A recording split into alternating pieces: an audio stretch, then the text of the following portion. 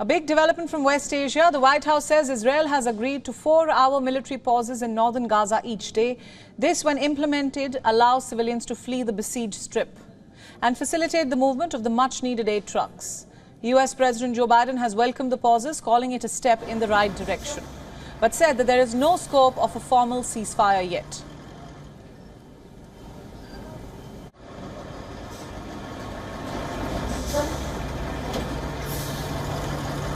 Did you ask for a 3-day pause to Netanyahu? You know, I've been asking for a pause for a lot more than 3 days. Yes. Did you ask him to pause for 3 days to get the hostages out for that? Yes. I've asked for even a longer pause for some of them. Detailing the pauses, National Security spokesperson John Kirby said there will now be 2 humanitarian corridors for people fleeing Northern Gaza.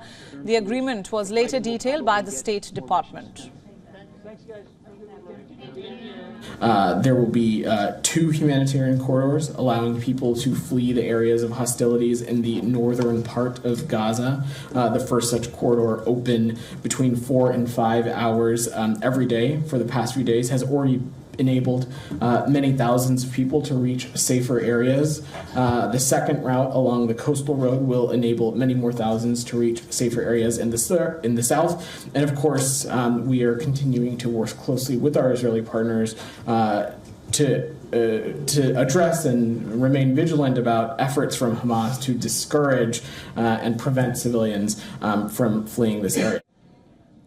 The Israeli military have said that there have been tactical local pauses for humanitarian aid for Gazan civilians, while reiterating their position on no ceasefire despite growing calls from around the world.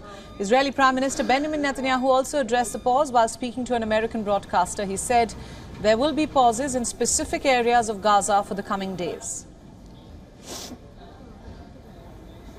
No, the fighting continues against the Hamas enemy, the Hamas terrorists, but in specific locations, for a given period of a few hours here, a few hours there, we want to facilitate a safe passage of civilians away from the zone of fighting.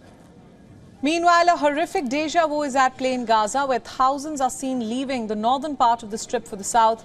This is being equated to the Nakba that happened 75 years ago, where hundreds and thousands of Palestinians were forced out of their land. More than 10,500 people have been killed in the Gaza Strip since the 7th of October. Over 20,000 people have been injured and more than 1 million displaced. 1/3 of the region has been turned to rubble. An explosion has been heard in close proximity to Gaza's largest hospital, the Al-Shifa hospital. People gathered outside the hospital entrance in Gaza City. They could be heard shouting and were seen fleeing from the site.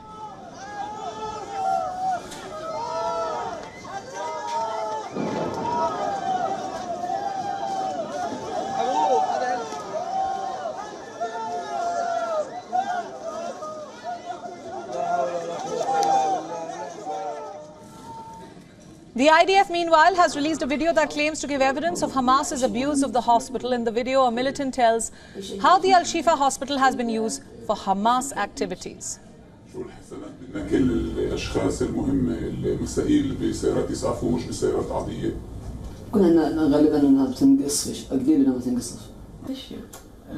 مثلا الشفا فيها طابق بضعة ممكن في البضعة الشفا كبيرة مش صغيرة الشفا تبعها في بتخابوا في شيفا المسائل هذه اللي بقعدوا في شيفا منهم من حسب رايك؟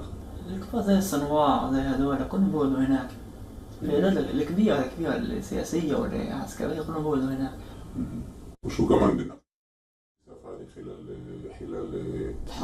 خلال الحرب بدنا شيء مهم، يعني شغلات مهمة. زي ايش؟ شيء مهم يعني قيادات. Israel has described videos released by Palestinian militants of 2 hostages held in Gaza as a sign of life, but called them a part of their captors' campaign of psychological warfare. The armed wing of the Palestinian group, the Islamic Jihad, released a video of 2 hostages on Thursday, a 77-year-old elderly woman and a 12-year-old boy. They are both part of the video. The group further said that it is prepared to release the 2 for humanitarian and medical reasons once appropriate conditions were met. However, did not give further details. We'd like to inform our viewers that we are blurring the faces of these hostages as we do not wish to compromise their identities.